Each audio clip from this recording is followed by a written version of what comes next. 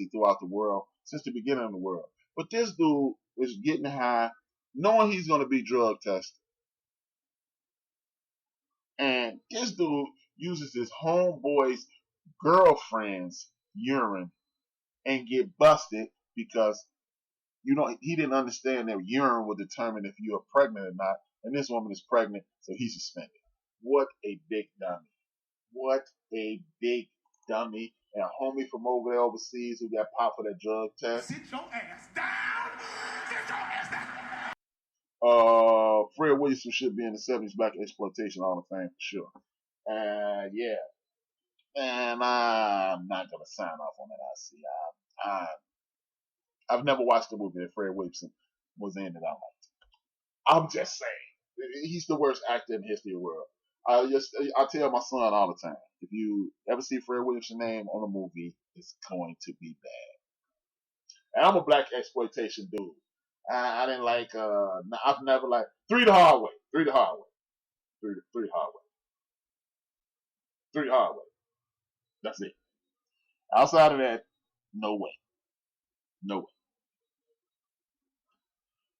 My man Chuck D asks, what time does the Hard Knocks come on tonight? And because the Raiders will be on Hard Knocks, and Chuck D really want to switch over from the Cowboys and be a Raider fan. I'm thinking that. That's just what I'm thinking. I'm just saying. Chuck D, I could be wrong. I ain't tripping, my man. If I'm wrong, I'm wrong, but I get the feeling I get a little Raider from you, a little Raider thing. HBO Hard Knocks is you guys know what it is, and it's going to be very interesting this year because we're going to get a chance to see Black Caesar. I like the concept of the movie. I just don't like Fred Williamson. I just don't like Fred Williamson. It might be a good movie, but when I see Fred Williamson, I just go, this is going to be bad. You're right. Black Caesar was a good movie. It was a good concept. Fred Williams couldn't act his way out of a wet paper bag. He can't play dead in the Cowboy movie. I'm just saying. I know I'm losing big points on my black card, but I'm willing to sacrifice some points because Fred Williamson is horrible. No, I'm doing a show tonight, and I didn't want to. You want to do it while Hard Knocks is on? Sure, Chucky. Sure. See a little silver in your hat. That's what I'm saying. But it's going to be interesting because even though I am a Raider fan, I'm not a big fan of John Chucky Gould. I think he's an overhyped jackass that gets way too much credit for Tony Dungy's hard work. He is a very good offensive mind, but I've never had a whole lot of faith in him. All the mean faces and two-facedness, and then you trade off your best player, and then you say, we need somebody who do what that dude I just traded off. But again, this goes back to the point of stop asking these men to give you a hometown discount when you could have clearly paid them up front and you wouldn't be in this situation. So this Hard Knocks thing is going to be interesting. Part of the reason it's going to be interesting is because for whatever reason, Antonio Brown's feet look like he's been walking on hot coals. A lot of people not going to like what I'm going to say about Antonio Brown, but hey man, it is what it is. I'm just telling you how I see it. This is probably Chuck Turner and Dolomite. I admit some of the acting is bad in those movies. Nah, I don't get no problem. I just don't like because I love Dolomite and I love Chuck Turner with Isaac Hayes. I just don't like Fred Williams. It's a Fred Williamson bias. I see. He might be right-handed or something. You know me, even left-handed. But I just don't like Fred Williamson, man, because I love Chuck Turner, man. That big gun, bro. That's the biggest gun in the history of movies. That man was running around with a cannon from a pirate ship shooting at people. But it's just Fred Williamson. So technically, all those movies are horrible, but Fred Williamson he's the Denzel Washington of horrible, if that makes sense. But to me, this is back to what I was saying. This is part of the reason I think Antonio Brown got run out of Pittsburgh. It's for stuff. It's little things like this. I think when you're dealing with Antonio Brown, it's more death of it's death of 1,000 paper cuts. He really does nothing, no one thing bad. It's just he has no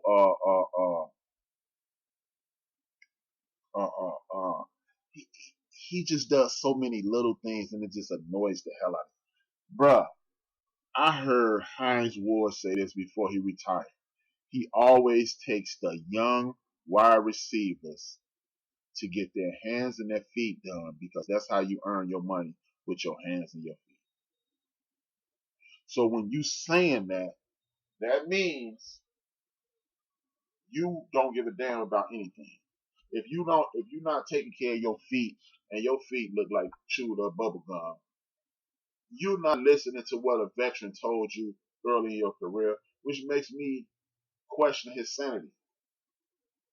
I'm not gonna question his ability to make adult decisions. I'm not gonna question his sanity. It just, and he putting out little videos of him working out in Gucci loafers.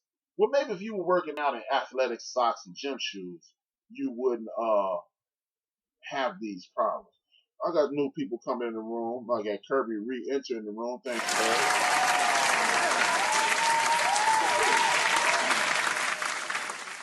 And I got Aaron Foster into the room. Thank you for the support. Mac Truck Turner was my ish. Rest in peace, Isaac Hayes. Thank you for the contribution, Kirby.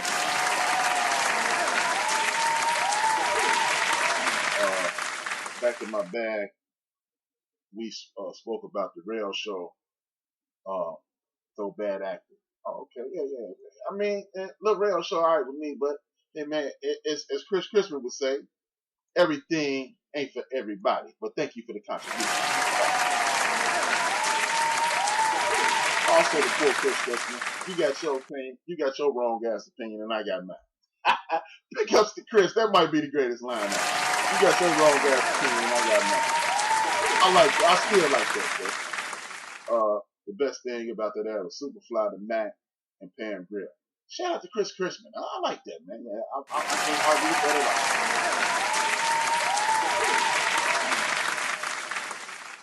all. I still have all the Rudy Ray Moore movies, Chuck Turner. I love those 70s movies. Yeah, me too. As long as Fred Williamson ain't in it, I like it. Where's that? Cotton Comes to Harlem might be the greatest movie ever. And Karate. Oh, yeah. The great Aaron Foster, sir. The great Aaron Foster, sir. The great Aaron Foster, sir. That won't even come out my mouth right. The whack Aaron Foster is in the building. And you know what, Aaron? By you putting the great Aaron Foster in there, I've never given you this before, but this is your inaugural. Sit your ass down. Sit your ass down. And that's for you. And if you think I'm going to call you the great Aaron Foster, just so very many ways for me to say this to you. Never, not in a million years, absolutely not. No way, Jose, no chance, Lance, yet, negatory, nah, and of course my own personal favorite of all time, man falling off of a cliff. No!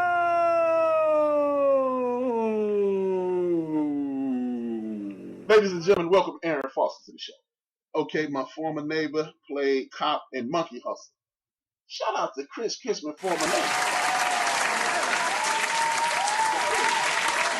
Fred Williamson is in Dusk to Dawn. Okay, correction. If it's a movie that Fred Williamson stars in, I hate it. Because you're right, I did like Dusk to Dawn.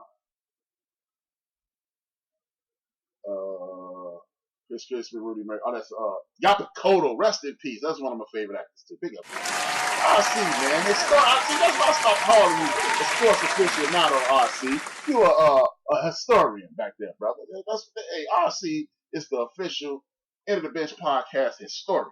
That's what I'm talking about, man. Anytime you can reference Yaphet Kotto, you all right with me, man. But yeah, man, but back to AD, man. Hines Ward said he took the young boys out to get their hands and their feet done. And this brother, man, you getting all this money, you crying about money, you ain't take care of your hands and your feet. Unless you learn how to run on your knees, yeah, it's kind of stupid, AB, man. Come on, man, you better than that. Jim Kelly, shout out to... See, you got to be a Raider fan to bring up Jim Kelly. Hey, for y'all that don't know, Black Dynamite is a black exploitation movie that was made in the 70s. They just put it in the case and put it out later. Y'all know my man was Michael John White was a kid in the 70s, but don't worry about all the details. That's feet with no ass. Check out the niece milking cookies with the English lesson. You know what? Just for that, it is. He got to take care of his foots. How about that, Denise? Foots. That means 2 feet. He's still alive. Oh, damn. Which one of them dudes is dead now? Yappy Kodo, I done put him in the grave. Sorry, Yappy. Y'all been listening to the show too, y'all. Man, damn. Big ups. CRC is the associate producer on the show.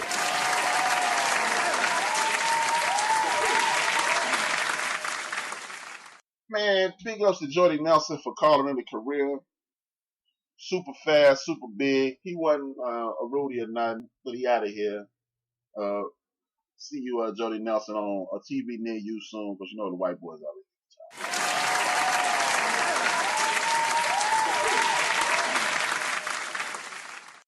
Y'all boy, the dude who they be lying to y'all, telling y'all he the greatest quarterback of all time. It was in your neighborhood. Shout out to Low Key for living in an area in which they could film a black exploitation movie. Big up to Low Key.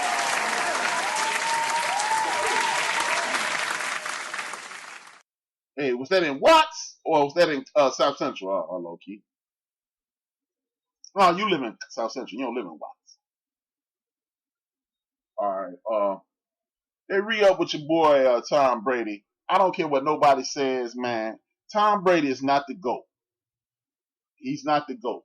Because up until and including the moment, he can play football with Bruce Smith, Reggie White, Clyde Simmons, Jerome Brown, Richard Dent, Wilbur Marshall, Charles Mann, Dexter Manley, Tim Harris, Derek Thomas, Neil Smith, and others blowing down his back. And if you playing football and you can't fall on the quarterback, no wonder you can play to you 345 years old, because they can't even touch you. Jack Lambert said it in 1981, and it's ringing true. They need to just let quarterbacks play in a skirt. So, sorry, y'all. Miss me with that Tom Brady is the greatest. Besides, I've never seen Joe Montana play an average game in a Super Bowl. I've seen Tom Brady play 2 Super Bowls and throw no touchdowns. You ain't the GOAT doing that. If the Kane can't be the GOAT, the Brady can't be the GOAT. Big ups to Joe Montana, John Elway, and Warren Moon. All 3 of them better than Tom Brady. I'm ready to fight if anybody want to do it. Now, back to the bias side of the game. There's been a definite bias in the National Football League on Western Avenue and to King Boulevard. Shout out to South Central, straight like that, Ray Ray, and my girl Loki.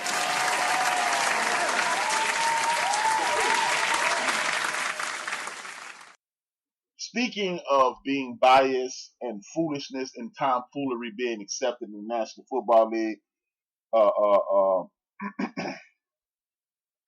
Baker Mayfield bit into a can and shotgun a beer and then started looking like a Woodrow. For those who don't know what a Woodrow is, it's my version of a goofball.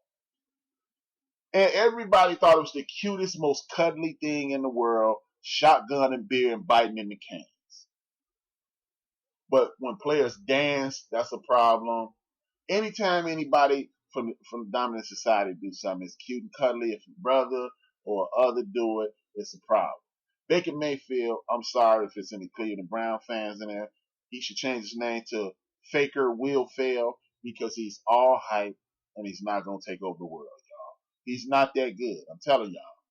Y'all tried to convince me that Tebow was good, and there's 2 people that's left out the left-hand bias, Tim Tebow and Steve Young. Don't tell me that they good. Don't tell me that they good. I'm not trying to hear. I'm ready to fight.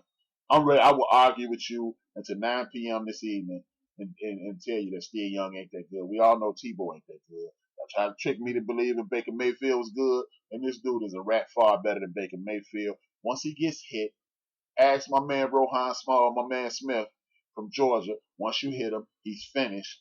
I ain't trying to hear it, but it ain't cute. It ain't cuddly. And where's the kid conversation with him shotgunning beers because y'all acted a fool